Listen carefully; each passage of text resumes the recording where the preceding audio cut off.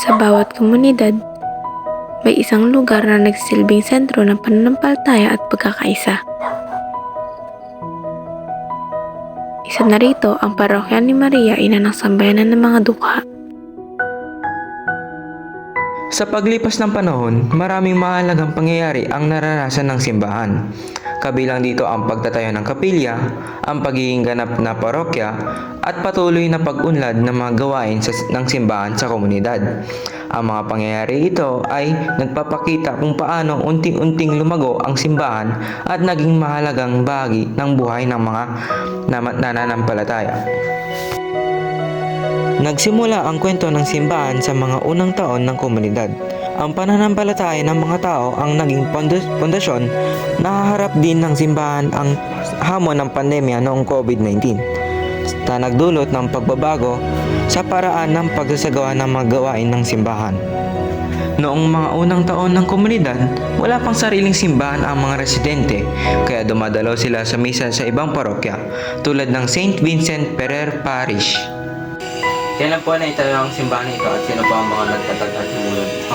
Yung exact date, hindi ko makon basta kung yung chapel 1980. Batay rito, ang simbahan ay nagsimula lamang bilang isang maliit na kapilya noong mga nearly 1980s. Sa panahong ito, ang mga miyembro ay patuloy na nagkaroon ng hangarin na magkaroon ng sariling lugar ng pagsamba na mas malapit sa kanilang komunidad. Isa sa pinakamahalagang yugto sa kasaysayan ng simbahan ay ang pagsisikap na ito ay maging isang ganap na parokya. Sa panahong ito, nagsimula ang mas aktibong pakikibahagi ng komunidad upang maisakatuparan ang layuning ito. Pero yung maalala kong nagtatag ng unang parish priest ay si Father Mar Ortiz. Siya yung nag-push na maging parokya na 90s, early 90s. Isa sa mga taong may mahalagang papel sa pag-unlad ng simbahan ay si Father Mark Ortiz na nagsikap upang maisulong ang pagkakaroon ng sariling parokya para sa komunidad sa tulong ng mga lider ng simbahan at ng mga miyembro ng komunidad. Naging posible ang pag-unlad ng simbahan mula sa pagiging isang simpleng kapilya hanggang sa pagiging isang ganap na parokya na hiwalay sa St. Vincent Ferrer Parish. Naging lugar ito ng sakramento, pagdiriwang at pagtitipon ng komunidad hanggang sa dumating ang hamon ng pandaigdigang pandemya. Nung panahon niyo po, paano po nagbigay ng tulong yung simbahan po sa mga na salanta ng bagyo, mga ganun po? Ay, panahon pala, palagparan. Panahon.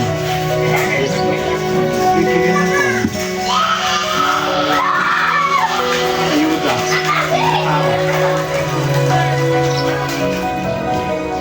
Siba, salamat po. Sa panahon ninyo, paano po nagbibigay tulong ang simbahan sa panahon ng crisis? Sa panahon natin ngayon, paano makapagbigay ng tulong ng simbahan sa mga krisis na nangyari? Una, sa spiritual na aspeto ng buhay. Nagbibigay siya ng lakas ng loob, nagbibigay siya ng direksyon, nagbibigay siya ng pag-asa. Pangalawa, ang simbahan nakakatulong lalo-lalo sa mga MSP, sa mga programang pinapatago sa halimbawa ang kabuhayan, nakapagbigay din tayo ng tulong sa kanila at saka sa mga ahensya ng gobyerno na inilalapit natin ang mga taong nangangailangan.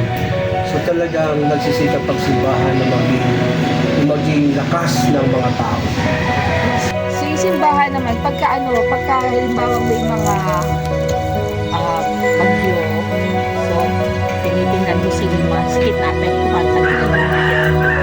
so may mga nag-i-sponsor na galing sa labas ng probinsya, mawa yung mga Caritas, CRS, yung mga BDO na laging tumutulong. Sa panahon ng mga pagsubok at krisis, patuloy na nagsisilbi ang simbahan bilang gabay at suporta sa komunidad. Halimbawa nito ay noong panahon ng pandemya ng COVID-19 kung saan nagkaroon ng mga pagbabago sa paraan ng pagsasagawa ng mga gawain ng simbahan upang mapanatili ang kaligtasan ng mga mananampalataya. Sa kabila ng mga hamon, patuloy na nagsikap ang simbahan na magbigay ng espiritual na lakas at pag-asa sa komunidad. Sa kabila ng pagsubok na dulot ng pandemya, nanatiling matatag ang pananampalataya ng komunidad.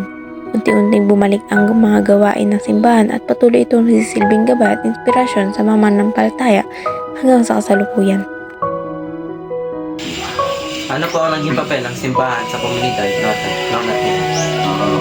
Kung sa papel, meron kasi tinatawag na social action ang simbahan. Ito yung nagbibigay ng programa para sa sambayanan, katulad ng pagtuturo ng pangkabuhayan. Namalala ko pag meron ding halimbawa pinaglalaban ng simbahan ang mga katutubo tungkol sa lupa, tungkol sa kanilang kabuhayan, merong tulong ang simbahan. Siyempre, ang simbahan ang salita ng Diyos. Siya ang gumagabay sa mga tao para sa tamang pamumuhay. Hanggang ngayon, ganun pa rin ang papel ng simbahan. Siya ang konsensya, siya ang salita ng Diyos na nagtuturo sa mga tao na gawin lagi ang tama, iwasan ng mga bagay na mali at masama, at nagtuturo sa mga tao na magmahalan, magkaisa, magpatawaran sa mga pagkukulang ng bawat isa. Yun naman talagang turo ng Panginoon. Ganun pa din naman, mula noon hanggang ngayon. Sa paglipas ng panahon, ang simbahan ay naging mahalagang sentro ng pananampalataya at pagkakaisa ng komunidad. Dito, nagtitipon ang mga tao upang manalangin, dumalo sa misa at makibahagi sa iba't ibang gawain na nagpapalakas sa kanilang pananampalataya. Hanggang sa kasalukuyan, ang simbahan ay patuloy na nagbibigay ng espiritual na gabay at nagsisilbing lugar kung saan nagkakaisa ang mga miyembro ng komunidad. Ang panalangin, papuri, kapayapaan at pagsunod sa mga aral ni Jesus ang patuloy na nagbibigay direksyon sa buhay ng mga mananampalataya. Sa komunidad na ito, ang simbahan ay nananatiling sentro ng pananampalataya at pagkakaisa ng mga tao. Ayan. So, sa pangyayari naman, nagtuturing ko siguro yung mga formation, katulad yung ayos kayo na banggit ko kanina. And then, kapag may mga gawain tulad ng fiesta, sa mga barangay din, may mga nasasakupan chapel, masaya ang mga tao, nag-celebrate, maraming gawain, nagsasama-sama. So, yun yung maaaring may-describe kung bakit ang pangyayari. Marami na pangyayari. Halimbawa, yung napakaraming mga pumupunta dito para nagdadasal, yung mga may pagsubok, may problema, ay nakakadama sila ng tulong ng Diyos. Tapos yung mga gusto magpakasal at lumapit sa Panginoon ay nakakatanggap sila ng sakramento. Yung mga magandang pangyayari na ang lahat ay nakakatanggap ng mga sakramento ng simbahan. Kasi mga mahalagang pangyayari dyan, una, yung kapistahan. Tuwing September 8, yung kapistahan ni Mama Mary, birthday niya. Tapos, yung mga mahalagang okasyon dyan, yung Pasko at mahal na araw. Siyempre, Halloween, ano pa ba? Pasko, fiesta. Sa paglipas ng panahon, maraming mahalagang pangyayari ang naranasan ng simbahan. Kabilang dito ang pagtatayo ng kapilya, ang pagiging ganap na parokya, at patuloy na pag-unlad ng mga gawain ng simbahan sa komunidad. Ang mga pangyayari ito ay nagpapakita kung paano unting-unting lumago ang simbahan at naging mahalagang bahagi ng buhay ng mga nananampalataya. Sa kasalukuyan, patuloy na naging bahagi ng buhay ng komunidad ang simbahan. Mula sa mga gawain ng mga miyembro, mga pagdiriwang tulad ng pista, hanggang sa sakramento gaya ng kasal at iba pang mahalagang okasyon tulad ng Pasko. Sa pamamagitan ng mga ito, patuloy na naipasa ang pananampalataya at tradisyon sa bawat henerasyon. Malaki. Lalo sa spiritual na aspeto. Kapag napupuntahan ng mga malalayong barangay, sila ay nagkakarinig ng mga salita ng Diyos, ng misa. nauhubog sila at malaking bagay talaga ito para sa kanilang spirituality. Ay, nakaka-apekto. Eh, syempre, yung iba, hindi kompleto ang Sunday nila pag hindi sila nakakapagsimba. Syempre, yung pananampalataya din. Mahalaga yun. Noon, ang mga tao ay talagang ang kanilang buhay ay sa Panginoon. Lumalapit sila sa Panginoon para makakuha ng lakas, lalo-lalo kapag mga pagsubok. Magpasa hanggang ngayon, ganun pa rin ang binibigay ng simbahan sa mga tao. Pag-asa, lakas, na kayang lampasan ang mga pagsubok sa kasalukuyang problema at buhay natin. So ganun pa rin binibigay ng simbahan. Siya ay nagbibigay pag-asa, nagbibigay liwanag, nagbibigay ng lakas, lalo-lalo na sa mga nanghina, lalo-lalo sa mga umaharap sa mga Pabalik na ng mga respondente, marami silang binahaging alaala tungkol sa simbahan noong mga unang taon nito. Ayon sa kanila, ang simbahan noon ay isang simpleng kapilya kung saan nagtutipon ng mga tao upang manalangin at dumalo sa misa. Bagamat simple lamang ang istruktura nito, ang espiritu ng pagkakaisa at pananampalataya ng komunidad ang naging pundasyon ng pag-unlad ng simbahan hanggang sa kasalukuyan. Marami akong mga alaala dyan. Una, ako yung nag-aayos dyan tuwing umaga ng altar.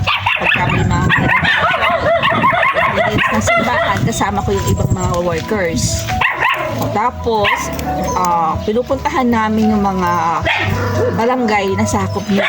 Nakikisalamuha sa kanila, nagbibigay ng mga pag-aaral, tungkol sa mga sakramento. So, yun. Salamat po. Maraming salamat po. Alas na lang. Ano po ang inyong mga mahalagang alaala tungkol sa simbahan? Marami. Sa simbahan, ang mga alaala. Dito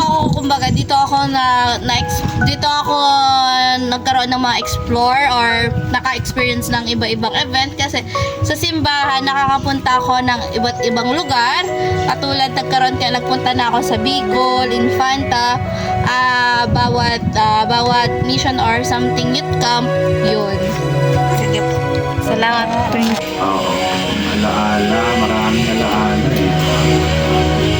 Siguro ang pan ko na lang yung naging convent boy ako at sa Kristan. Yung mga kung paano kami na-train ng mga pari ng disiplinado sa oras, sa pag-aaral, ayan, kasi kailangan mataas ang grade namin bilang convent boy at sa Kristan. Sa pagkain, marami, organized dapat, kailangan disiplinado ka. Yan yung isang maalala ko magandang Thank you. Oo, you're welcome. Noon, alaala ko noon, nung bata pa ako ay nagsasakristan. Lagi ako nasa simbahan. Sumasama ako sa paglilinis ng simbahan. Sumasama ako sa lola ko sa pagdadasal, sa simbahan. Talagang laking simbahan ako. Kaya siguro ako rin ay nagkaroon ng bokasyon at naging pare dahil sa naging buhay ko na talaga ang simbahan. Yun lang. Maraming salamat. Maraming salamat po. Kabuuan, makita na ang simbahan ay may mahalagang papel sa buhay ng komunidad. Hindi lamang ito nagsilbing lugar ng pagsamba, kundi isa ring sentro ng pagkakaisa, pananampalataya at pagtulungan ng mga tao. Sa paglipas ng panahon, patuloy na magbibigay ng gabay at pag-asa ang parokya ni Maria ay nanasambay ng mga dukha sa mga mananampalataya. Dahil dito, nananatili itong isang mahalagang bahagi ng kasaysayan at pagkakakilanlan ng komunidad.